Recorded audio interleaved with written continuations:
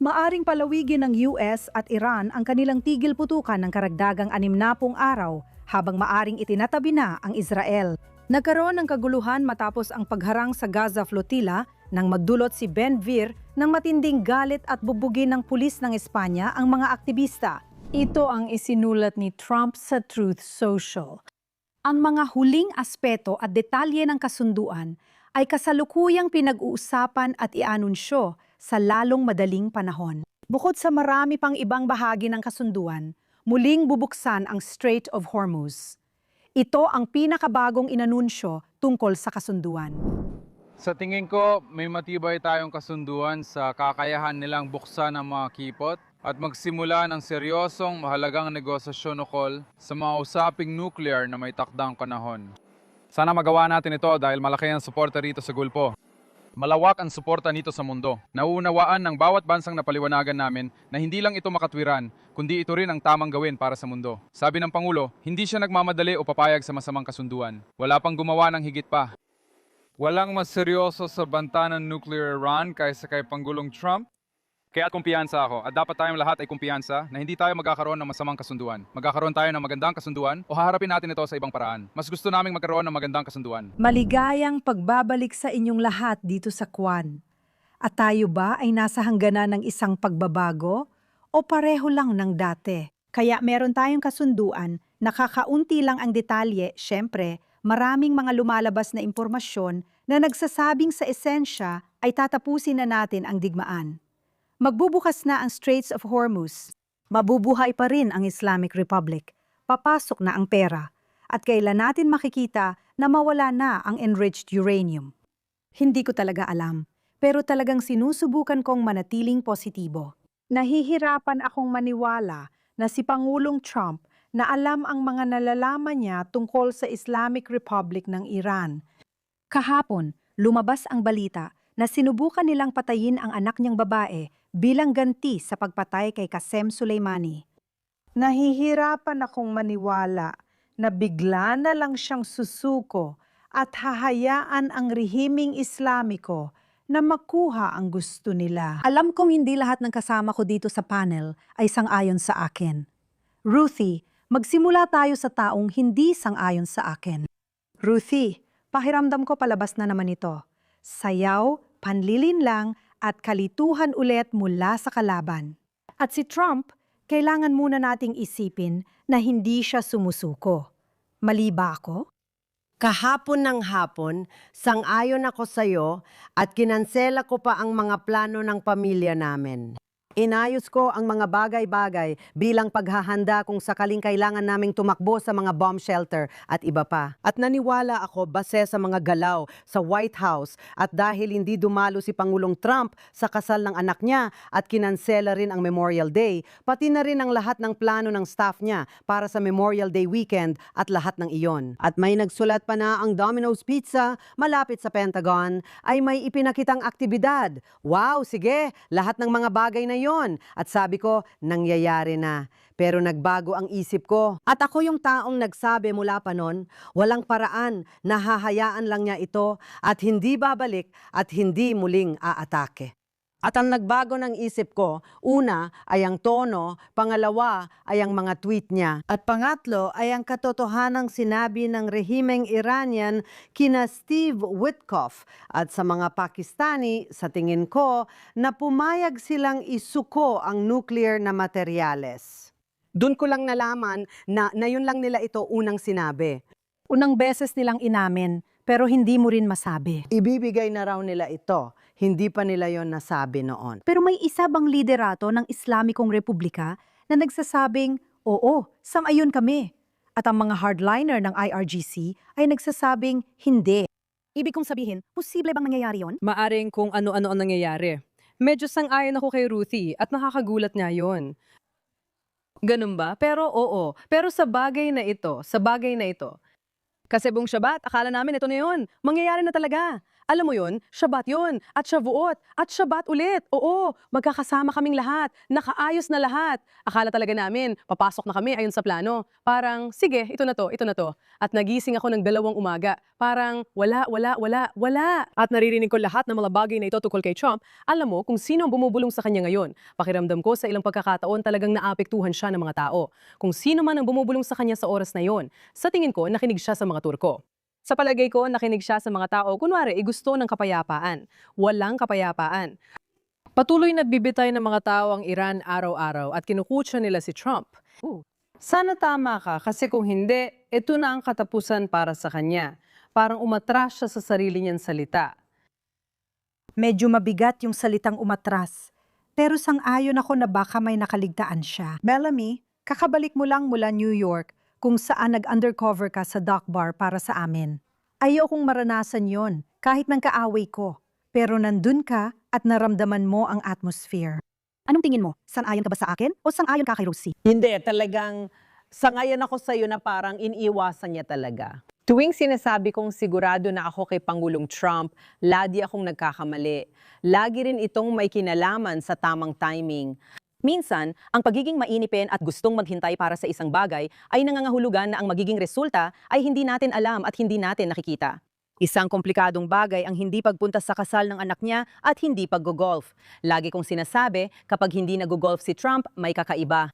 Mahalaga talaga sa kanya ang pamilya niya. Oo. At pagkatapos, nagising ako kaninang umaga at may nakita akong video. May narinig na 20 hanggang 30 putok ng baril kahapon. Isa pa yon, bukod sa nangyari sa anak niyang babae na tinarget siya, paulit-ulit talaga itong nangyayari. Tapos naririnig mo pa ang oposisyon na nagsasabing gawa-gawa lang yan, gawa-gawa lang yan. Hindi ko talaga iniisip na basta-basta lang niyang binabalewala na ilang beses na siyang tinangkang patayin. Para sa labas, natutuwa ako na patuloy pa rin natin ginagamit ang salitang tigil putukan. Pero tingnan mo, wala naman talaga itong ibig sabihin. Isa lang itong salitang walang kabuluhan. Bukod sa gusto nating makuha rito, pagod na ang mga tao. Ilang buwan na ito at maraming Iranian pa rin ang pinapatay ngayon. Ang tanong ko, ano ba talaga ang tunay na layunin? Hindi lang kung kailan matatapos. Para sa akin, ang pagkatalo ay ang hayaan ang rehime na magpatuloy. Wala nang ibang paraan para tingnan ito dahil ang mga taong ito hindi nila basta-basta ibibigay ang enriched uranium. Kahit gawin nila ito, magpapatuloy pa rin silang magpayaman ng uranium. Lahat ay pandilin lang. Alam naman nating lahat na ang alakdan ay mananatiling alakdan. Pakiramdam ko alam ito ni Trump. Maaring may iba pang salik na nakakaapekto. Ano yon? Literal na laro nga, ang World Cup magsisimula sa loob ng 2 linggo. At ito ay gaganapin sa Amerika sa unang pagkakataon kung hindi ako nagkakamali sa kasaysayan. Bagamat nasa kabilang panig ito ng mundo, pero baka ayaw nilang may ganitong nangyayari kasabay ng lahat ng iyon. A. B. Ang Hajj ay sa susunod na weekend. Mukhang hiniling ng Saudi at Emirati kay Trump na huwag gawin ito habang Hajj dahil magulo ito para sa kanilang tradisyon. Pagkatapos, may ika-4 ng Hulyo, 250 taong selebrasyon ng kalayaan ng Amerika. Gusto ba niyang pasukin yon sa gitna ng digmaan? Malamang hindi. Ang tanong ko, sinabi mong timing. Kailan mangyayari ito? Pag binigyan niya sila ng sanctions relief, tapos na. Babalik sila sa pang-uusig sa sarili nilang mamamayan. Babalik sila sa muling pagbuo ng kanilang mga kakayahang nuclear at ballistic, pati pagpupondo sa kanilang mga proxy. Babalik sila. Pero kung ang 60 araw na kasunduan ay hindi kasama ang pag-alis ng mga parusa o hindi kasama ang buong pagbubukas ng Straits of Hormuz, at maaring ito ang kasunduan na ginawa niya kasama ang China. Di natin tiyak kung ito ang kasunduan natin sa China. Kung dahan-dahan niya itong inilalabas, katulad ng palagi nilang ginagawa para magpalipas ng oras at patuloy niyang pinipiga sila sa ekonomiya, baka may dahilan sa likod ng lahat ng ito. Masyado ba akong walang muwang dito? Hindi ko alam. Nung nakaraang linggo, oo ang sagot ko sana. Dati iniisip kong may dahilan lahat ng ito, pero ngayon parang hindi ko naramdam na magtatagumpay siya. Hindi siya mapapakahirap tapos titigil ngayon. Pero tulad ni Ruthie, may nagbago sa pakiramdam ko. Parang umaatras siya. Sana mali ako. Sabi ng mga source ko, mga journalist na nagtatrabaho sa Amerika, tama raw kayo ni Ruthie. May nagbago na raw talaga. Katulad ng sabi mo, nag-iba na ang tono. Oo, tulad ng sabi ko, ito ang unang beses ng Iran. Alam ko ring iba-iba ang kinatawan at di tiyak kung sino ang namumuno. May alam tayong isang bagay. Wala akong pakialam kung revolusyonaryong gwardiya, basij, mga mula o iba pa. Ang isang bagay na pare-pareho sa kanilang lahat ay ang kagustuhang lipulin ang Israel at Amerika. Sabi ng iba, lokohin muna natin ang kanluran bago tayo kumilos.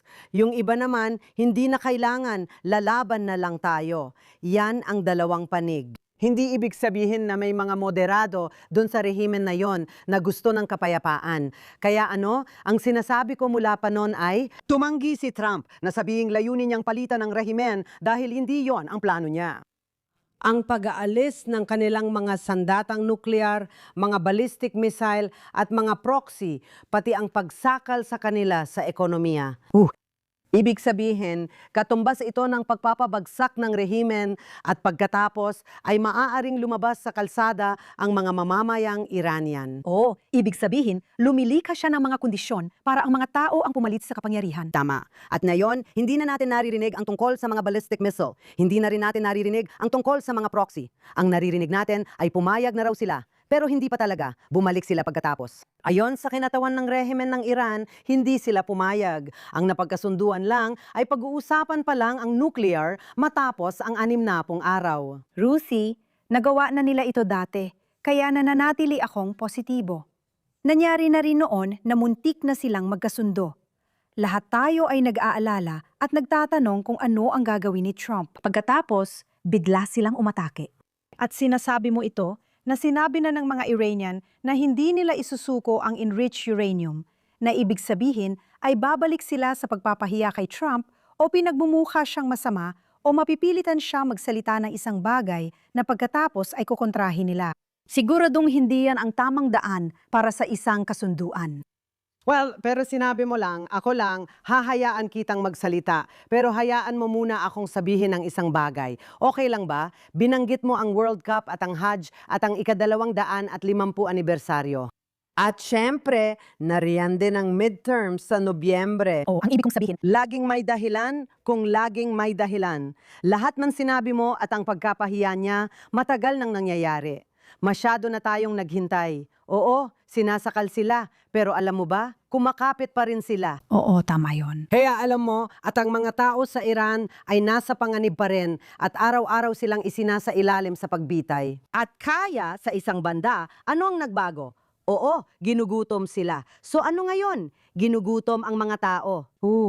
Talaga? Sinasabi mong ginugutom ang pamilya ng mga Revolutionary Guards? Hindi, nasa Switzerland silang lahat, namumuhay ng marangya. Kailangan din nating tandaan na ito si Donald Trump. Kailangan din nating malaman at tandaan ang kanyang ego.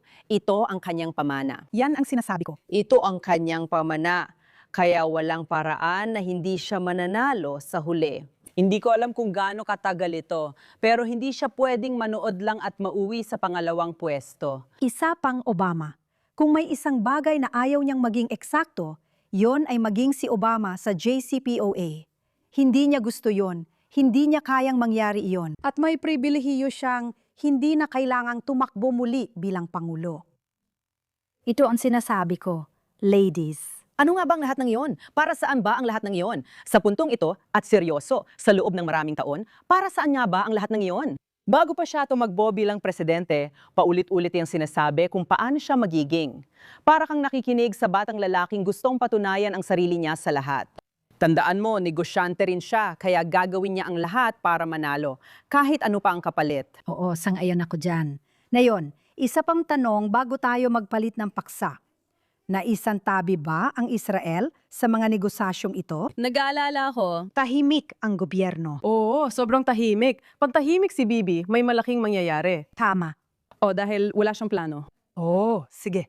Kaya ang masasabi ko lang sa'yo ay ito, sobrang pinipilit ni Trump si Herzog. Kahit hindi na tama, napatawarin ni Herzog si Bibi. At si Herzog naman parang hindi ko gagawin yan, hindi ganyan gumagana ang mga bagay. Dapat dumaan sa tamang proseso. At alam ko na rin si Trump, iniisip niya na ang mga taong hindi nakakalamang ay mga talunan. Iniisip ko kung nagbago na rin ang tingin niya kay Bibi kasi pati mga tao niya hindi na sumusuporta. Hindi siya makakuha ng pardon. Hindi ko alam kung siya pa ang tamang taong susugalan ko ng lahat. Nagtataka ako. Alam mo ba kung ano ang sinabi niya noong nakaraang linggo? Sabi niya, sobrang sikat ko sa Israel na kapag natapos na ako dito, pupunta ako doon at tatakbo ako sa eleksyon at magiging punong ministro ako. Sinabi niyang iboboto raw siya sa Taglagas. Sabi niya, iboboto raw siya. Sorry, pwedeng sabihin ni Bibi yon tungkol sa Amerika. Sigurado akong magugustuhan nila. Ruthie, nagtrabaho ka kasama ang punong ministro. Ano sa tingin mo ang nangyayari? Oh, sa tingin ko, mas magaling pa akong mag-analisa kay Trump. Pero may sasabihin ako, tama ka, kapag tahimik si Bibi, may ibig sabihin yon. At sa pagkakataong ito, ang iniisip ko ay ibig sabihin nito ay hindi siya nangangahas at tama lang naman siguro na lumabas sa publiko para batikusin ang kahit anong kasunduan na nasa mesa. Hindi tulad ng JCPOA, dito hindi niya magawa kaya tahimik siya. Pero sa tingin ko, nakikipag-ugnayan pa rin siya kay Trump sa bawat hakbang at hindi siya isinasantabi. Sang-ayon ako. Isang positibong bagay sa hindi pagsali ng Israel na hindi man nabanggit sa negosasyon ay ito'y kasunduan lang ng Estados Unidos at Iran. At habang mas kaunti ang nababanggit ang Israel sa kontekstong ito, Uli, siguro pasensya na. Uli, siguro mas mabuti pa dahil sa ngayon, lahat ng mga kontra-Israel na tao ay inaakusahan siya na parang pinapaikot lang ni Netanyahu. Kaya nga, hindi ka masyadong pinapansin yon. Maaring di nababanggit. Pero ano mangyayari sa Lebanon? Samantala, araw-araw namamatay ang mga sundalo natin dahil sa mga drone na nagkakahalaga lang ng $50 ng Hezbollah. May tigil putukan na tila biro lang. Hindi uutusan ng Islamic regime ang Hezbollah na tumigil dahil layunin nilang wasakin ang Israel. Anong mangyayari sa Lebanon? Hindi ko alam. Hindi ko makita kung paano ito konektado sa sarili nating aktual na digmaan sa hilagang hangganan. Pero ngayon, nasaan na tayo bilang Israel at paano natin dapat harapin ito sa loob ng ating bansa? Dahil sa isang banda, gaya ng sinasabi mo, parang may dalawang magkaibang digmaan na nakikita mo. Lahat ito ay Iran, kasama ang kanilang mga proxy at iba pa. Pero sa tingin ko, ang nangyayari dito mismo ay hindi nabibigyan ng pansin, hindi talaga ang Israel. Naisantabi na ang usaping iyon kung saan nagtatanong ang mamamayan at sibilyan, ano ba talagang nangyayari rito? Nakikialam na sila. Nakikialam na sila. Buwan weekend silang binobomba. Nakakatakot talaga. Nakakatakot talaga. At ang totoo, parang nakaupo lang kami. Para lang tayong madaling punteriyahin, literal na madaling punteriyahin, nakaupo lang doon. Ang alam ko, may sundalong napatay ilang araw na ang lumipas na binaril mula sa loob ng simbahan. Bagamat sa ngayon kami na dapat maging santuwaryo ang mga simbahan, kung gagamitin ito ng Hezbollah, hindi na ito pwede maging santuwaryo.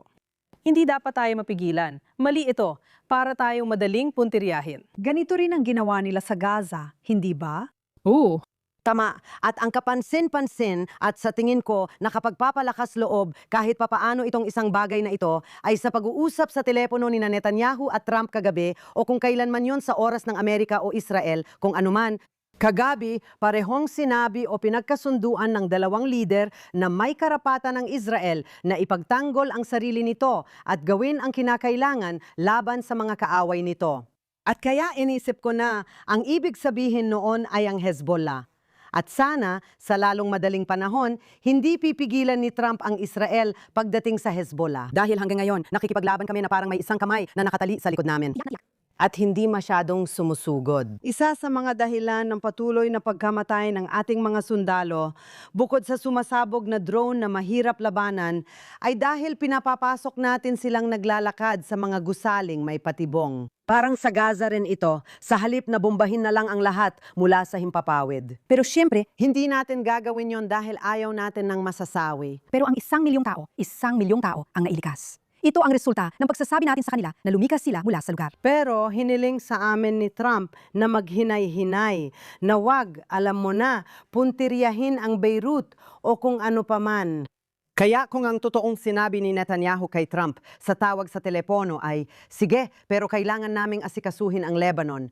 Siguro yun ang tinutukoy niya. Oo, hindi ko alam kung anong binibigay niya sa kanya ngayon. Kamangha-mangha talaga ang pamumuhay natin dito. Hindi, seryoso. Alam mo, kasama ko mga anak ko at kaibigan nila nitong weekend. Lahat sila ay nasa army. Nawawalan sila ng mga kaibigan kaliwat kanan. At ito, hindi ito ang tamang paraan ng pamumuhay. Wala sa atin ang gustong mabuhay ng ganito. Ang tanging kailangan lang gawin ng mga tao ay hayaan lang kami. Naiintindihan mo? Hindi kami aalis dito. Naiintindihan mo? Hindi mo kami kayang wasakin mula sa hilaga. Hindi mo rin kami kayang wasakin mula sa timog. Hindi mo rin kami kayang wasakin kahit mula pa sa Islamikong Republika ng Iran. At magiging ibang laban ito. At sa tingin ko, ang hindi napapansin ng karamihan na tinitingnan lang nila ito sa lokal na antas ay ang sibilisasyon ay nasa mas malawak na digmaan. Nasa mas malawak tayong digmaan laban sa mga puwersa ng kasamaan ng mga jihadistang Islamiko. At nandito lang kami. Nandito lang kami dahil nandito kami sa geographical na lokasyon na ito. Ang sentro ng atensyon. Kami ang sentro ng atensyon at unang depensa. Mas malaki ang ambisyon nila. Sa tingin ko, ang nakakatakot sa kasunduang ito ay tila sinasabi nating hindi sulit ipaglaban ang kanluran hanggang dulo. Parang iniwan mo lang ang mga Nazi na may kapangyarihan pa rin sa Germany pagkatapos ng digmaan. Nakakalungkot talaga. Kahit ganito, sinusubukan ko pa ring maging positibo dahil hindi mo alam ang pwedeng mangyari. Sa loob ng 24 na oras, pwedeng magbago ang gitnang silangan. 48 oras, isang linggo, o 60 araw ay matagal.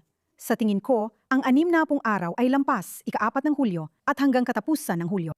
Baka kaya plano nilang maggera pagkatapos nito. Sino bang nakakaalam? Pero magpapatuloy tayo agad sa paborito nating segment na medyo hahaba ngayong linggo dahil nagpadala si Emily ng kanyang mga salbahing tao at mga bayani, salbahing tao ng linggo. Isa sa pinaka-controversial na paksa kamakailan ay ang Flotilla at si Ben-Gvir. At dahil tungkol ito sa mga salbahing tao, narito si Emily Schrader kasama ang kanyang salbahing tao ng linggo. Tiyak na karamihan ay napanood na ang nakakakilabot na video ni Itamar Ben-Gvir na nanghaharas sa mga aktivista ng flotilla na nagtangkang pumasok sa Gaza. Ibig ko sabihin, tanga talaga sila pero gaya ng sinasabi ng karamihan sa Israel mula punong ministro hanggang karaniwang tao, kasuklam-suklam ito. Ang ganitong asal ay hindi sumasalamin kung sino tayo. Hindi ito ang ating mga pinahahalagahan. Hindi rin ito ang ating mga batas. Hindi ganito ang pag-uugali natin. Sa palagay ko, sobrang walang pakiramdam para sa isang taong di umano'y kumakatawan sa bansa na umasta ng ganito. Ngayon, hindi naman talaga ako tagahanga ng taong ito, pero ang pinaka nakakainis para sa akin ay yung mga tao na parang iniisip na ito ay isang matatag na pulisya o isang matibay na pulisya ng kanan. At sa tingin ko, delikado talaga yung ganong pananaw, yung mag-angkin ng ganoon, kasi hindi naman talaga totoo. Kung titingnan natin ang mga pulisya niya at yung mga inilalabas niya, halos lahat nito ay para lang i-promote ang sarili niya. Tungkol ito sa kung ano ang pwede niyang i-post sa social media niya. Mas inuuna niya ang patama kaysa sa paggawa ng matibay na polisiya laban sa terorismo na tunay na nagpoprotekta sa mamamayan ng Israel. Sa tingin ko, nakakahiya ito dahil napakahalaga ng isyung ito para gawin sa tamang paraan. At kung titingnan mo ang panukalang batas tungkol sa death penalty na itinulak niya, ito ay isa lang na halimbawa. Hindi naman talaga siya interesado sa kung ano ang pwedeng ipatupad, papasa sa korte, o magdudulot ng mas ligtas at mabuting lipunan at lalaban sa terorismo. Interesado lang siya kung ano may pagyayabang niya sa social media, na parang bayani laban sa terorismo kahit wala naman siyang nagawa. Isa siyang lubos na inyutil at tanga. Kahihiyan siya sa bansa, dapat siyang tanggalin at dapat matagal na siyang natanggal noon pa. Hindi ito tungkol sa pagiging kaliwa o kanan, kahit pa may magduda. Wala siyang nagawang kahit ano na talagang nagdulot ng mas ligtas na kalagayan para sa Estado ng Israel. Sa katunayan, kabaligtaran ang ginawa niya dahil hindi niya naintindihan ang sitwasyon at ang pagkakaiba ng pakikitungo sa mga Arabo at sa kanluran, gaya na makikita sa kayahiyang video at asal niya. Ben-Gvir, ikaw ang pinakawalang hiya ko ngayong linggo. Ngayon, sa totoo lang, ganoon ang iniisip ko. Tama si Emily na namamatay na sa pagkabagot ang kilusang ito. Sobrang nakabababagot nito, kaya si Diego Vigo, kailangan pa niyang magkunwaring nakatali ang kamay sa likod, kahit hindi naman siya pusasan. Tapos dumating si Ben-Gvir at binigyan sila ng lahat ng propaganda na kailangan nila para ipakita kung gaano kasama ang Israel. Kahit halos wala namang saysay ang issue, at hindi ko talaga siya matiis dahil doon. Inuna niya ang sarili niyang interes sa politika at eleksyon kaysa sa interes ng bansa. Hindi ko sinasabing tulad ni Yair Golan sa mga sinabi niyang kalokohan ay nadulot ng malaking pinsala sa atin. At yung peking video ng peking panggagahasa na inilabas ng abogadong militar, si Patsarit, tawag namin sa kanya dito, hindi ako sigurado, pero si Tommy Yoshani yata ang naglabas nun na nagdulot ng malaking pinsala. Kaya galing ang pinsala sa parehong matinding kaliwa at kanan. Hindi ko sila mapatawan dahil lahat tayo ay nasa gitna ng digmaang ito, lalo nilang pinapahirap buhay natin. Nang nakita ko ang video na yon, sabi ko, hindi. Hindi talaga naiintindihan ng iba sa labas ng Israel na kakaunti lang ang sumusunod sa kanya. Sobrang konti, 8 upuan lang. Hindi naman ganun karami. 8 upuan? Sige, pero sa tingin ko ngayon na siya ay nahalal, sa palagay mo ba mas marami ng tao ang susunod? Para sa akin, natalo na siya. Pero hawak pa rin niya ang kapangyarihan at may suporta pa rin siya sa ilan. Tama. Yung bahagi ng populasyon ay pumapalakpak sa kanya. Ito ang nakakainis sa akin na kaya niyang isakripisyo ang bansa para sa eleksyon. Para sa akin, bilang dating responsableng politiko na inuuna ang bansa, talagang nakakainit ng ulo iyon. May iba ka bang opinyon, Ruthie? Hindi, sa ngayon ako. At saka lalo akong nagagalit sa mga politikong ipinatatanggol ko. Tapos gagawa sila ng bagay na di ko kayang ipagtanggol. At pakiramdam ko ay parang ako mismo ang pinagtaksilan. Habang lahat ay bumabati ko sa'yo, sinasabi ko, hintayin muna. Ano nga ba ang ibig kong sabihin kay Itamar Ben-Gvir? May mga pulisya siyang ipinatupad na sinusuportahan ko na bago pa siya ipinanganak. Okay?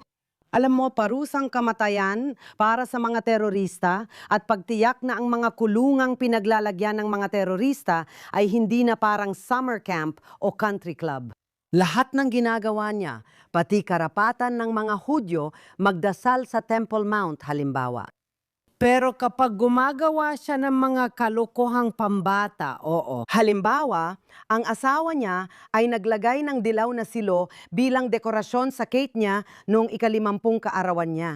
Ginagawa niya na sinupalpal ang isa sa mga kasali sa flotilla, kahit ang ganda ng paghawak natin doon gamit ang musika ni Britney Spears. Kaya inulit ko yon. At walang makakatalo roon. Michelle, Ang ganda talaga nun. Ginawa ko na naman. Nung isang flotilla, sumakay kami sa bangka at nagbigay ng sandwich sa kanila. At tingnan mo, napahiya talaga namin sila. Oo, sa pagkakataong ito, sana nagawa rin namin. Pero dumating si Ben-Gvir at binibigyan niya sila ng bala. Binibigyan niya sila ng bala. ibinigay niya sa kanila ang panalo na hinahanap nila. Eksakto. Ibinibigay niya sa kanila ang panalo. Hinahanap nila. Para sa, at kaya galit na galit ako sa kanya. Sa tingin ko, lahat tayo galit. Pero nakakatawang irony, yung mga galing Spain ay doon din lumapag sa Espanya. Grabe yon. Sabi ng gobyerno ng Espanya, tingnan niyo kung paano ito tinrato. Sabi rin ng pulis ng Espanya, hindi kami papayag dito. Sila ang nagsimula nito. Nakikita lang ng tao sa video na binubugbog ng pulisya ang mga aktivista. Isang sandali, naka-neck brace sila, tapos biglang tumatakbo na. Ibig kong sabihin, puro propaganda ang lahat, mula simula hanggang dulo. Pero ang totoo, hiniling lang talaga ng pulisya na umalis sila sa daraanan. Hinaharanan nila ang arrivals gate, kaya pinakiusapan silang umalis. May isang lalaking sumugod sa pulis, kaya todo ang naging tugon ng mga pulis. At sa tingin ko, kung may nakatulong man para mapahupa ang katangahan ni Ben-Gvir, yon ay ang mga viral na video ng mga Kastila na nagwawala sa flotilla. Oo. Pero kung tutuusin, sa tingin ko, ang isang bagay tungkol sa kanya at sa ugali niya ay tulad ng sinabi mo, mas inuuna niya ang ego kaysa sa misyon. Exact. At ang mga politiko, kahit sa ngayon ka man o hindi, sa kanila sa ilang bagay, kailangan mo pa ring panagutin sila. Dapat din silang managot sa sarili nila dahil naroon sila para sa inyo, hindi kabaligtaran. Sa kasama ang palad, nakikita ito ng kanyang mga botante bilang panalo laban sa kalaban, imbes na ibigay sa kalaban ang tagumpay na hinahanap nila. Tulad ng sinabi ni Ruthie, napakaayos ng pagkakagawa.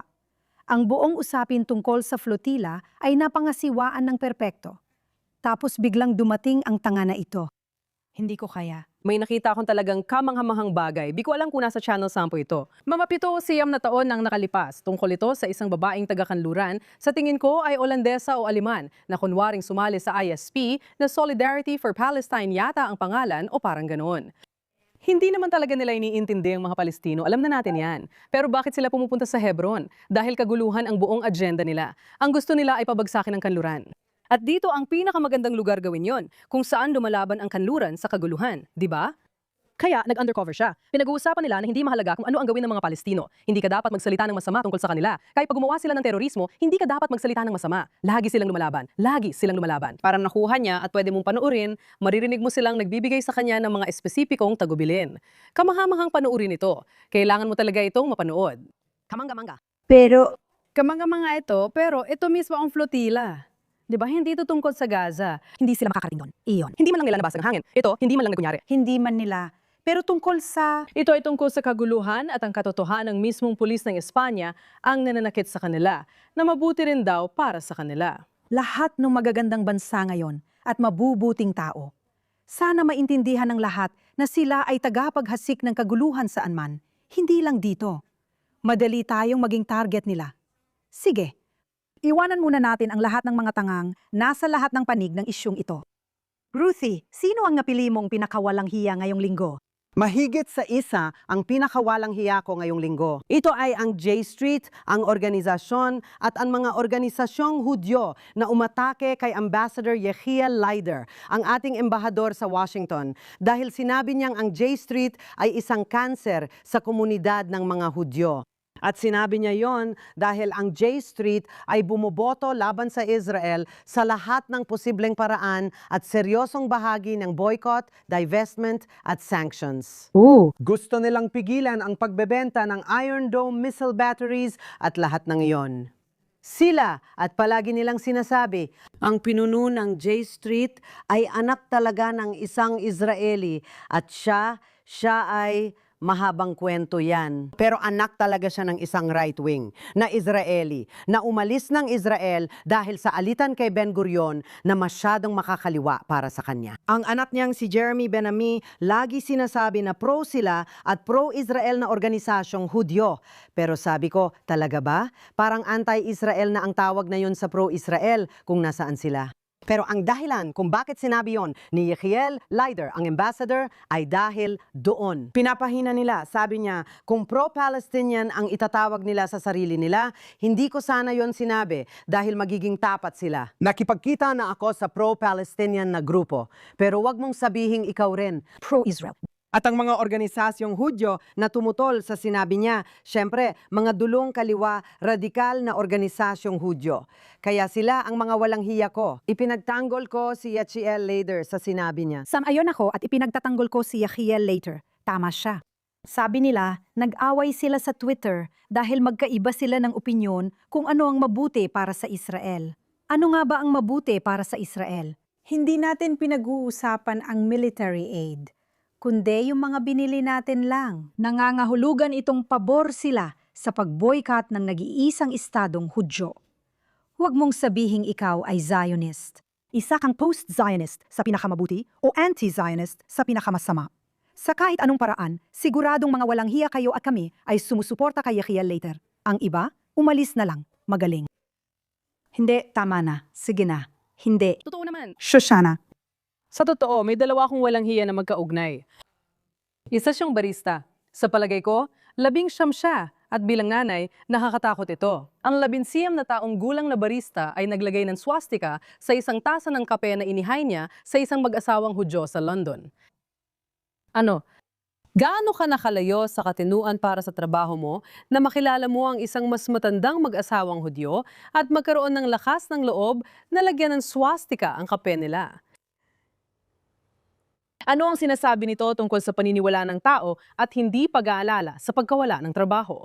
Sandali lang. Ano ang ibig sabihin nito tungkol sa hindi pag-aalala na matanggal sa trabaho? Sige, punta tayo sa California. Dito, ang gagong ito ay nagsimulang sumigaw sa mag-asawang Israeli na nag-check-in sa hotel na pinagtatrabahuhan niya at sinabing palayain ang Palestina. At pagkatapos, nagulat sila at nagtanong, ano? Sabi niya, ang sinabi ko lang naman ay palayain ang Palestina. Naiintindihan ko ang ibig mong sabihin. Huwag kang magalit sa akin. At sila naman, ano? Tapos tinanong niya, pumapatay ka ba ng sanggol o naglingkod ka ba sa IDF? Pwede mong panuurin. Zionista ka ba? Sige, paalam. Paalam. Pumapatay ka ba ng sanggol? Nagsilbi ka ba sa IDF? Nagsilbi ka ba sa IDF? ang iyong mini laro, ang iyong mini game, ang iyong aking laro. Bihag ng laro. Wala siyang takot na mawala ng trabaho dahil iyon ang plano. Noong nakaraang linggo, co-host si Ariel Cohen. Sabi niya sa video, sigurado akong malapit ang ilabas ang GoFundMe crowdfunding campaign niya. Bago pa niya ito na-upload, lumabas na ito. Mayroon ng halos $12,000 na crowdfund para sa organisasyon kung tumutulong sa tao. Nanggangalap siya ng pondo online para sa sarili dahil sinadya niyang matanggal sa trabaho sa pagsabing nagbigay lang siya ng balance na opinyon. At ngayon, mga tanga sa buong mundo ang napupundo sa kawalan ng trabaho ng lalaking ito. Sinasabi ko, sila ang pinakamalalaking manduloko. Akala niyo tungkol ito sa Palestine? Katulad ng flotilla, hindi rin yon tungkol sa Palestine. Hindi rin ito tungkol sa Palestine, Bes. Tungkol ito sa pagkakakitaan mula sa pinakabagong iskandalo at wala silang problema na isakripisyo ang mga Hudyo. Kung susuportahan mo sila, tinutulungan mo ring bumagsak ang sarili mo. Tama ka. At ang ibig kong sabihin, ito na ang pinakamalalang uri ng indoktrinasyon. Wala nang ibang paraan. Itong mga taong ito, hindi ka panipaniwala. Lahat sila ay naindoktrina. Habang mas bata sila, mas matindi ang indoktrinasyon sa kanila. Mas kailangan nilang mapabilang, mas ramdam nilang naiiba sila, at mas kaunti ang kaibigan nila. Gusto kong i-quote ang kaibigan kong si Xavier. Sabi niya, ang pangit ang talunan. Hindi siya nagkakamali. Grabe, lahat sila. Hindi mali. Alam kong lumampas na ito doon, pero isa pa rin itong paraan ng paghubog sa mga mahihinang isipan. Alam mo yon? At walang gumagawa ng kahit ano laban dito, parang walang gumagawa. At walang pagkakakilanlan para salunghatin ito. At gaya ng sinabi mo ng matalino nung nakaraang taon, kasi hindi ko nakakalimutan ang magaganda mong mga sinabi, Shoshana. Kapag wala kang pinaninindigan, madali kang malinlang ng kahit ano. Ganyan mismo ang nangyayari sa mga tanga rito. Ooh. Ang gagaling ninyong mga walang hiya. 2 ang ibibigay namin sa inyo. Hindi naman namin to ginagawa palagi. Sige, Bellamy. Ang napili kong walang hiya ay si Doktora Shola. Sige, tingnan mo ito. Bakit may tanong na may kadudadudang pananaw ang pelikula? Kung ito ay malayong kanang rasista o ekstremistang event, bakit ako nandito? Darling, hayaan mong tulungan kita dyan. Hindi mo kailangan maging naninigarilyo para dyan. Kita mo, ang dahilan kung bakit ka nandito ay dahil ginagawa mo ang ginagawa ng bawat ibang itim, malayong ka ng tagapangalaga ng lahi, at hangal na parang ipis mula pa noon. Nagtap-tap dancing! Kita mo, wala namang bago o kakaiba sa'yo, girl. Nakita ka na namin. May mga nauna na rin. Ito lang masasabi ko. Kapag natapos na kung ano man tong ginagawa mo para sa kung ano mang gusto mong makuha, huwag kang tatakbo pabalik sa amin. Ang akin lang, matagal ko na siyang sinusundan, lalo na sa ex. Kasi isa siya sa mga taong, gaya ng sinabi ko kay Ruthie kanina, gumagamit ng parehong pamamaraan at lengguwahe ng mga sobrang pribilehyadong elite na itim. Inaapi ako, babae ako. Palagi kong sinasabi, bakit hindi na lang siya lumipat sa Nigeria, kung saan kabilang siya sa majority at hindi issue ang kasarian niya. Doon, aasa siya sa sarili niyang kakayahan. Bilang isang taong maraming narating, isa siyang doktor, abogado at manunulat. Mukhang mahina ang benta ng kanyang libro dahil puro galit sa Israel at mga Hudyo ang focus niya. Pero yung video ang nagpatigil sa akin, doon ko na nasabing, tama na, tapos na ako. Kaya nung nagkaroon ng pamamaril sa pinakamalaking mosque sa US, ibinalik niya ito sa issue na kapag sa mga Hudyo ito nangyari, alam mo na, lahat ng publikasyon, balita, lahat, nandoon ang mga pulis. Habang nakukwento siya, iniisip ko, saan mo ba gustong dalhin to? Ano ba talagang gusto mo? Alam kong galit ka sa mga Hudyo at sa Israel. Simula natin doon. Pero paano mo nagagawang gawing buong pangkatao mo bilang isang edukadong tao na palaging magsalita tungkol sa kung gaano mo kinasusuklaman ang Israel at kung gaano mo kinasusuklaman ang Palestine? Nag-isang puting lalaping Hudyo ang sangkot, agad itong tinawag na anti-Semitic na pag-atake, pagtaas ng antisemitismo, agad itong naging pambansang krisis. Sa Diyos ako nanunumpa. Kung sabihin nila may sakit sa pag-iisip ang dalawang teroristang ito, sisigaw talaga ako. Hindi ninyo pinapansin ang mental na sakit ng itim na lalaking gumawa ng krimen, gamit ang kutsilyo laban sa Hudyo at Muslim. Sinabi ninyong hindi ito totoo at tinawag pang pambansang krisis. Pero pantay ba talaga ang pagtingin ninyo? Kita ng lahat na Muslim talaga ang target ng dalawang teroristang ito. Naway Diyos na ang bahala sa inyo. Bakit ninyo sinisensor ang mga Hudyo? Bakit ninyo inuuna ang mga Hudyo sa gitna ng sakit at pagdurusa ng mga Muslim? Hindi ninyo sa media pinag-uusapan ang takot o pinagdadaanan ng Muslim community kapag halimbawa Hudyo ang inaatake. Maliban kung para sisihin ang Muslim. Habang kumakain ka ng pakwan na walang buto na hindi naman galing Palestina, galing yan sa Israel. Ginawa rin namin yon. Nakakatawa para sa akin na iniimbitahan pa rin siya sa TV at binibigyan ng plataporma bilang inaaping itim na babae dahil mahina ang benta ng libro niya. Ayaw din niyang gumalik sa bansa niya dahil alam niyang pinapatay ng mga Islamistang grupo ang mga Kristiyano at sinusunog ang mga simbahan. Hindi siya makakaligtas. Grabe ang kasaysayan. Hindi ka makakaligtas. Napaka-ipokrita mo. Pero bakit hindi mo kayang panindigan kung sino ka base sa mga natanggap mong parangal? Kasi dati, lumalabas pa yan sa mga Good Morning Show at iba pa. Isa akong itim na babae at ito ang diwa ng aking libro. Kung krimen man ito sa'yo, sige, tuloy lang tayo. Maayos naman ang benta ng libro. Hindi ko magawang magsulat ng iba dahil ito ang pangunahing paksa. Hindi na ako magtataka kung simulan niyang isulat na ang suporta niya sa Palestine ang nagpalaya sa kanya sa Marangya at elitistang komunidad niya sa London. Racket lang ito, sabi mo nga, panlilinlang lang, di ba? 100%. Kahit ikaw pa ay gumawa ng parang swastika o isa kang taong gumagawa lang ng racket ngayon, racket pa rin yan. At lahat ay naluloko dito. Pero ang masaklap, mas malala pa sa trahedya, ay gumagana lang ang racket kung iyon ang uso ngayon. Oo, sige. Kaya totoo na racket ito. Kumikita ka sa pagkapuot sa Israel at mga Hudyo. Lumitaw na talaga yan. Lalo na pagkatapos ng Oktubre, 7 na talagang taliwas sa inaasahan. Pero hayaan na. Ang pagsabog ng antisemitismo ay parang mabuti pa nga. Ngayon, pwede na tayong kumita sa panlilinlang na ito. Pero nagulat ako na iyan pala ang estilo na nagpapagana sa balon. Hindi ako nagulat kasi alam natin na ang antisemitismo ay madaling bumalik mga bawat 100 taon. Minsan, mas maaga pa. Alam natin yan. Hindi ako nagulat.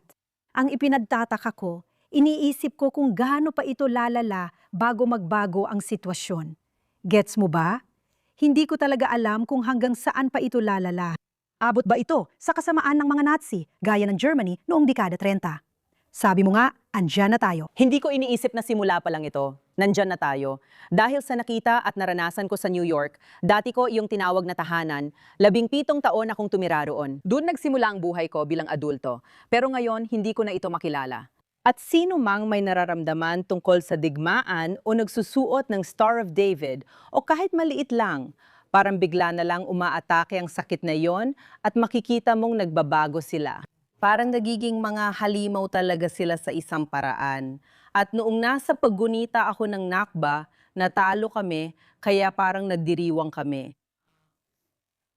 Hindi namin nagawang maganap ang isang genocide laban sa mga Hudyo, kaya ngayon ay nagluluksa kami. Kaya makikita mo lahat ng mga nagpoprotesta at iba pa na inuupahan lang. Pero nakakatakot kapag pumunta ka sa pro-Israel rally o pagtitipon tungkol sa Oktubre 7, walang press liaison o iba pa. Pumunta ka at tanungin ng isang Hudyo, sasabihin nila agad ang nararamdaman nila. Pero ang mga taong ito sa protesta, hindi kayang magsalita. Itong puting lalaki ang paulit-ulit na nagsasabing, bawal ko sabihin yon. Naisip ko, paano ang apartheid at iba pa? Naisip ko, mapang-api ito, pero tinatawag ninyo kaming ganoon kahit dinagawa nyo rin sa sarili nyong tao. May ilan sa kanila, wala talagang alam sa nangyayari at nandoon lang. Para sa sahod nila. May pizza ka? Oo, nandoon lang sila para sa pakinabang at sahod. At Diyos lang ang nakakaalam kung ano pa ang ginagawa nila sa likod ng mga saradong pinto. Oo. Kitang-kita ang takot sa kanilang mga mata dahil hindi nila alam paano sagutin ang tanong mo. Wala talaga silang alam. Oo. Kasali sila roon. Ang anti-Zionism movement, ang Free Palestine movement ay isang kulto. Sa totoo lang. Ang ilan sa mga Nazi, kung iisipin mo, ay medyo, ang mga Nazi ay, alam mo na, sumusunod ka sa guru. Oo, at yun na yun. At ikaw ay umaangat sa ranggo sa pamamagitan ng pagiging mas mahusay na sundalo at mas magaling pa. Oo. Inuulit mo lang ang walang sasay na mga slogan. Ang dami talagang masama. Kulang ang oras. Sige. Ang masamang tao ko ngayong linggo ay si State Representative Maureen Galindo mula San Antonio. Isang magandang lugar dahil doon nakatira ang mga kaibigan kong sina Hagee na muling tumakbo at nanalo sa Democratic primaries. Pero ang dahilan kung bakit siya ang masamang tao ko ngayong linggo ay dahil nananawagan siya ng mga detention center para ikulong ang mga Zionista. Oo, umabot na siya doon. Nananawagan siya ng mga concentration camp para sa mga Zionista na ilalagay doon kasama ng mga ICE officer na sinusubukan lang gawin ang kanilang trabaho sa pag-aresto ng mga taong iligal ang pananatili sa bansa. Kaya ang malaking plataforma niya para sa kanyang kampanya ay, kukunin ko ang mga ICE detention center para sa mga illegal na imigrante at ilalagay ko doon ang mga ICE officer at mga Hudyo. Oh. At sinabi niya na kakapunin niya ang mga pedopilya. At syempre, lahat ng mga Zionista raw ang mga pedopilyang kakapunin niya. Malinaw naman. Syempre, kaya nagkaroon ng kaanting backlash laban sa kanya. Sinasabi ng mga tao, alam mo na, baka sumobra siya. At ang Democratic Party, hindi madaling makuha yan mula sa kanila. Hindi sapat kung ako ang tatanungin. Talagang hindi sapat. Pero ang katotohanan na nasa 2026 na tayo at ang manifesto ng isang tao ay tumatalakay sa concentration camps para sa mga Hudyo. Tawagin mo kaming Zionista, pero Hudyo kami lahat. Ang paglagay sa kanila sa concentration camp at pagkapon sa mga pedofilong Zionista, sa tingin ko, ay nagpapakita kung saan na talaga tayo umabot. Kaya tingnan mo, umaasa ako na hindi mananalo ang basurang ito dahil sa nakakabaliw na rasismo na pinalaganap niya. At lubos akong nagpapasalamat na noong nakaraang linggo, si Thomas Massey, isang kilalang anti-Semite, ay hindi nakuha ang nominasyon ng kanyang partido na nangangahulugan na ang matinong bahagi ng Republican Party ang nananalo. At sila ay nagkakaroon ng labanan at pag-uusap na yon. Sa tingin ko, ang mga demokratiko ay hindi nakakaroon ng ganong labanan at pag-uusap. Pero baka si Maureen Galindo ang magdala sa kanila doon para magkaroon ng labanan at pag-uusap na iyon. Hindi pa nagsasalita si Bernie Sanders. Hindi pa nagsasalita si Chuck Schumer. Walang nagsabi ng kahit ano laban kay Maureen Nadsy Galindo. Sana matalo siya at magdiwang tayo ng masayang pagtatapos kasama ang pinakawalang hiya ng linggo. Maureen Galindo, kulang ang salita ko para sa iyo, pero sigurado akong mahusay kang sundalo noong dekada 30. Kaya sige lang, baka mapunta ka rin sa isang hukay na ayaw kang hilahin palabas ng kahit sino. Scott, walang hiya ng linggo. Ang isang pro-Palestinian na trans-aktivista ay dapat lumipat ng panig dahil makakapagpakapon sila ng lebre. Oh, Ayos! Hindi mo lang siya ang gumawa, siya ang gumawa. Hindi ba sinabi ni Kamala Harris na magbibigay siya ng libreng, Abortion, operasyon. libreng operasyon para sa mga illegal na imigrante dahil, ang mga illegal na imigrante mula sa Mexico na pumapasok ay talagang kamusta? Gusto nilang magpa-opera. Sige, ngayon kailangan nating linisin palagi ang ating mga kaluluwa. At kaunting therapy, kaunting good vibes, kaunting family therapy dito, kasama ang ating mga bayani ng linggo. At sa bawat masamang tao, marami ring bayani. Simulan natin, Bellamy. Sino bayani mo ngayong linggo? ang bayani ko ngayong linggo ay si Basin Buji, isang political commentator. Tingnan ninyo, ginawa niya sa programa ni Piers Morgan. May mga batang ginahasa. Ngunit imbes, pag-usapan ang katotohanan nito, ang pinag-uusapan ay tungkol sa rasismo. Tingnan mo ito. At lahat ng ito. Ang gusto kong sabihin, bilang isang babae, magpakita ka naman ng habag. Hindi ko kailangang kontrolin ng usapan. Kung may nagsabi sa'yo na may mga kabataang babae na inaabuso at sumagot ka ng oo dahil alam mong nakakadiri ang ginagawa mo, Ako'y at demonyo. Grabe siyang demonyo. Ano ginagawa niya? Ano bang sinasabi mo? Dahil sa pera, napilit ang umalis ang isang tao sa studio. Meron akong patakaran na bawal ang mga tanga sa mga panalista ng palabas na ito. Minsan, lumilihis tayo sa pamantayan. Ang paraan ng pagsisimula mo ng panel na ito at kung paano mo ito tinapos ay nagpapahiwatig na hindi ka sana umasa sa pamantayan namin. Sa totoo lang, hindi ka lang hangal at walang alam. Marami ka pang kasinungalingan. Pero pagkatapos, Sa huli, napalis mo pa ang isa naming regular na panelista dahil sa matitinde mong kasinungalingan. hindi. Sa? You made disgust. Ikaw ang gumawa ng mga nakakakilabot na paratang tungkol sa ginawa o hindi ginawa niya. Hindi ko yung sinabi. Nagtanong lang ako kung nasaan simpatya niya. In love ako sa babaeng ito. Nakita ko siyang lumago at patuloy pa. Matatag at hindi matinag, parang punong matibay ang tindig. Sobrang proud ako nang makita ko siyang nagsalita sa Martsa na may temang pagkaisahin ang kanluran, Tommy Robinson's United Kingdom. At ang kagandahan doon ay alam ko na ang mga panelista na nandoon sa palabas ni Piers Morgan ay ilan sa mga pinaka-nakakadiring tao. Totoo yan. Di na ako makapaghintay makita kung paano siya kumilos at hindi siya magpapadala sa emosyon sa anumang bagay. Nagawa niya ito ng mahusay kaya halos magbula ang bibig ni Piers Morgan. Ipinakita niya lahat ng nasa isip niya. At kinabukasan, nagpatuloy siya at sinabi, "Ito talagang nangyari. Dumating ako. Hindi niya ako binate." Tapos sinabi niya, "Ang pangalan ko ay Basin Buj." Parang, "Ano yun? Ano ang pangalan mo?" Pinapagalitan niya ang mga staff niya buong oras. At bigla na lang siyang nanpatuloy at sinubukang gawing katawa-tawa siya. At isa sa ibang panelista ay umalis na lang. Lumabas siya sa set. At sinabi niya, ang kailangan mo lang sanang sabihin ay, "Alam mo, may nararamdaman ako at nalulungkot ako sa panggagahasa at lahat ng nangyari sa mga rape gang sa kamay ng mga illegal dito sa bansa." Pakiramdam ko, ang kailangan lang naman niyang sabihin ay, hindi mo kailangang sumang-ayon o hindi sumang-ayon sa akin. Ang kailangan mo lang sabihin ay, may simpatya ako, at patuloy niyang tinitira ang babaeng ito. Tinanong niya, "May simpatya ka ba?" Habang sinasabi niya at sinasabi rin niya, tapos si Pierce ay nagsasalita rin. At parang ang kailangan lang naman niyang sabihin ay iyon. At sinabi niya, "May panelist ka lang na umalis." At sinabi niya, "Siya naman ang umalis mag-isa, hindi ko siya itinulak. Well, mahal kita," ang galing niya. Kapansin-pansin, umalis siya nang tanungin ni Basin Bougie, "Ano, kung anak mong babae?" Oo, na-rape ng isang, pagkatapos tumayo siya, tinanggal ang mikropono at parang, Pasensya na. "Anong problema mo? Anong mararamdaman mo?" Tama. Umasta siya na parang may naghahangad na mangyari yan sa'yo, Zara. Hindi naman talaga ganon sinabi. Tiyak na tiyak. Ang pinakalungkot na bahagi, hindi ito isang katotohanan ng pamilya. Mahal ko ang mga babaeng kumpiyansa sa sarili. Kailangan ng UK ang ganitong mga babae. At ang katotohanan na, alam mo para sa kanila, siya ay isang insulto. Parang ikaw din, dahil wag naman sana. Dapat ay, alam mo, dapat ay suportado mo at mahal mo ang iyong bansa at isa kang babaeng hindi puti. Hindi pwedeng mangyari yon. Hindi pwedeng mangyari yon. Alam mo, harap-harapan siya sa kanila, kalmado at kumpiyansa. Mahal ko siya at matagal ko na siyang pinapanood sa GB News. Talagang magaling siya. Salamat, Bellamy. Shoshana. Siguro bayani ko si Ruthie kasi nararamdaman ko rin ang pagkalito. Ano ba nangyayari? Iiwan ba tayo? Hindi lang ito tukol sa akin o sa atin. Sobrang naaawa ako sa mga tao sa Iran. Oo, siguradong pakiramdam nila ay iniwan sila. Oo, ganun na ang nararamdaman nila. Kaya nag-alala ko, pero nababasa ko rin na may ilang republikanong personalidad na nagsasabi rin na hindi ito dapat mangyari. Hindi tayo pwedeng tumigil ngayon, tulad ni Mike Pompeo.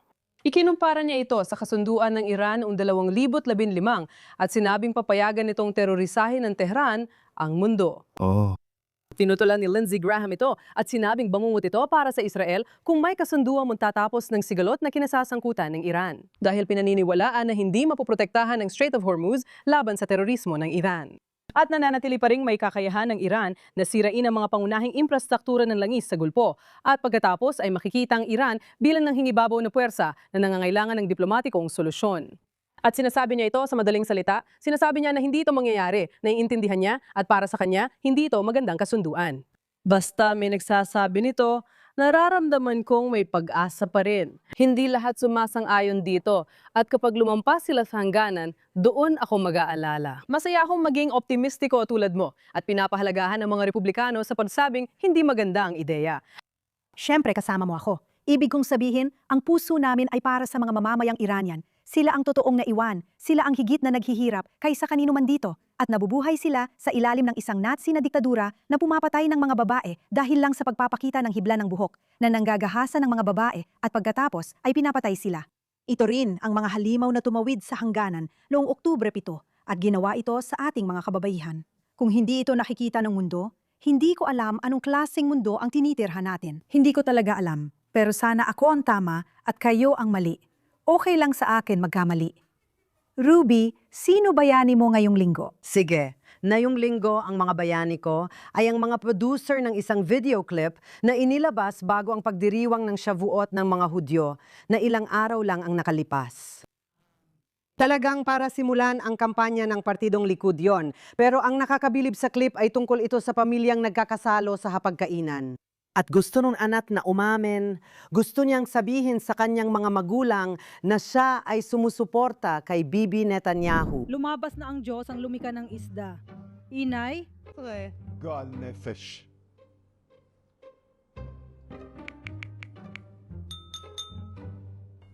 איתי, may gusto akong sabihin.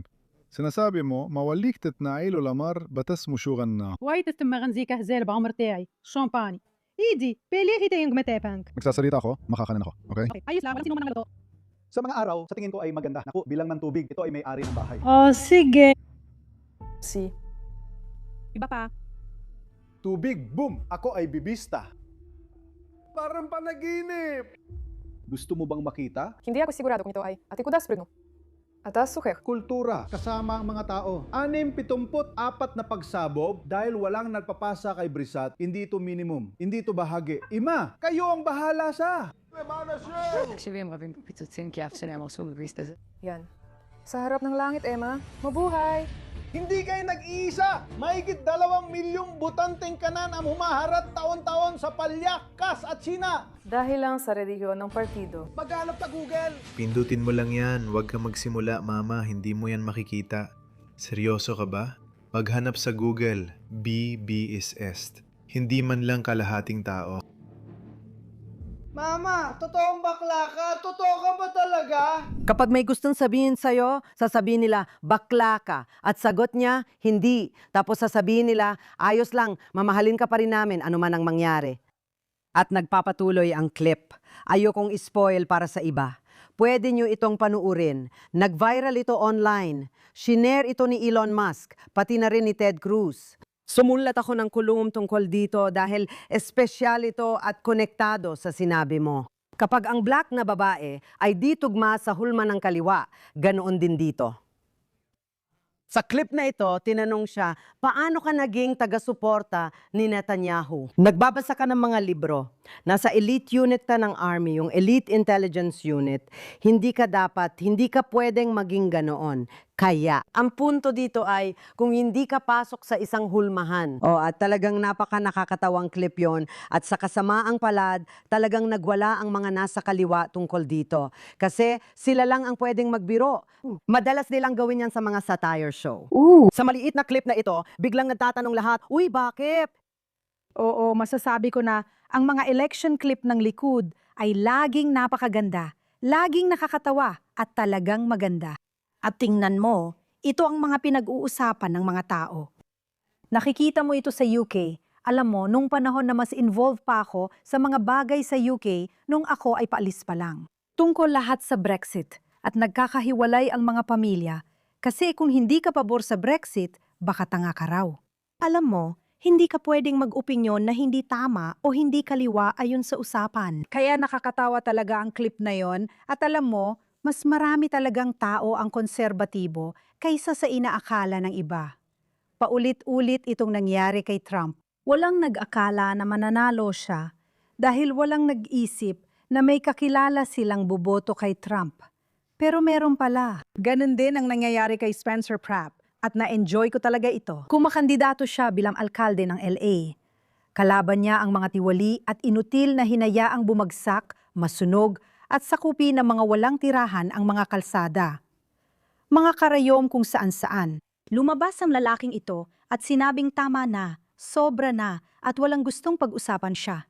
Pero ngayon, tahimik na siyang sinusuportahan ng lahat, pati na ang mga elite ng Hollywood. At sa tingin ko, ang clip na ito ay sumasalamin sa napakaraming sitwasyon sa buong mundo kung saan parang bawal bumuto para sa ilang tao, pero bumubuto pa rin ang mga tao. Sasabihin ko, hindi na ito bago, alam mo. Noong nanalo si Richard Nixon sa kanyang ikalawang termino, si Pauline Kael, isang kilalang movie critic, ay sumulat.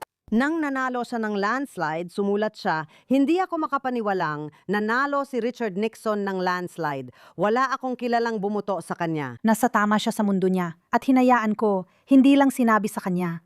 Hindi lang nila sinabi sa kanya. Baka sinabi naman nila. Hindi nila inamin yon.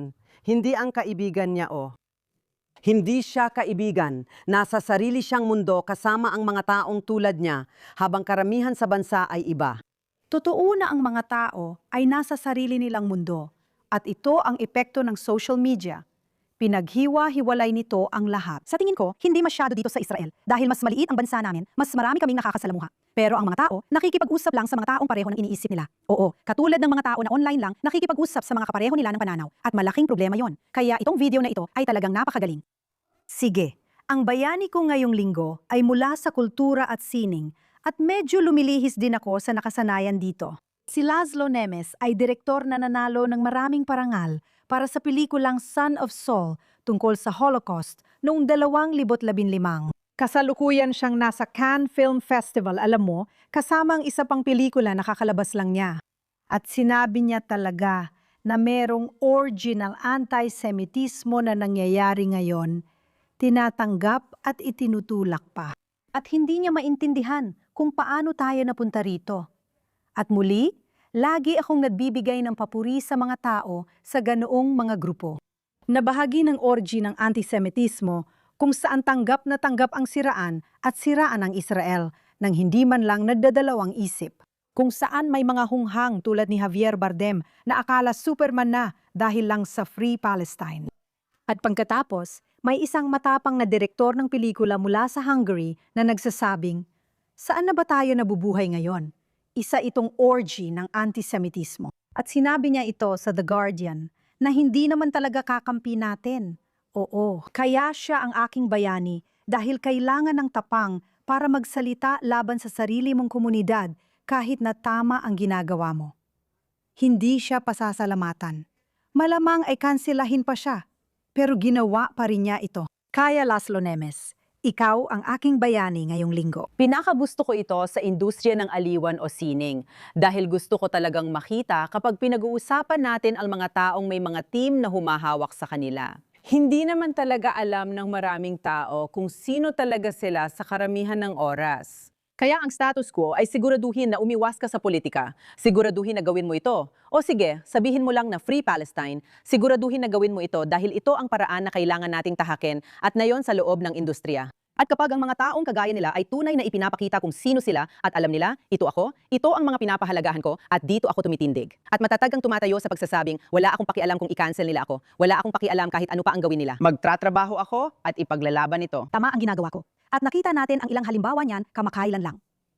At para sa akin, mga bayani ang mga taong ito. Ibig kong sabihin, ito ang mundong ginagalawan natin ngayon. Kailangan talaga ng tapang kapag hinarap mo ang sariling kapaligiran. Madali para sa atin ang makipag-usap sa mga tao. Yung mga sosyal. Eksakto. Mas mahirap talagang magsalita ng kakaiba. Eksakto. Mas igit pa, talagang. Kaya saludo kami sa iyo at sa lahat ng ating mga bayani. Ipinadarasal namin ang kaligtasan ng ating mga sundalo ng ating bansa. Ipinadarasal din namin ang mga mamamayang Iranian. Dasal namin ang mabilis na paggaling ng mga nasugatang sundalo. Di namin alam ang mangyayari ngayong linggo, pero alam namin sa susunod na linggo, makakasama ninyo kami rito. Salamat sa panonood.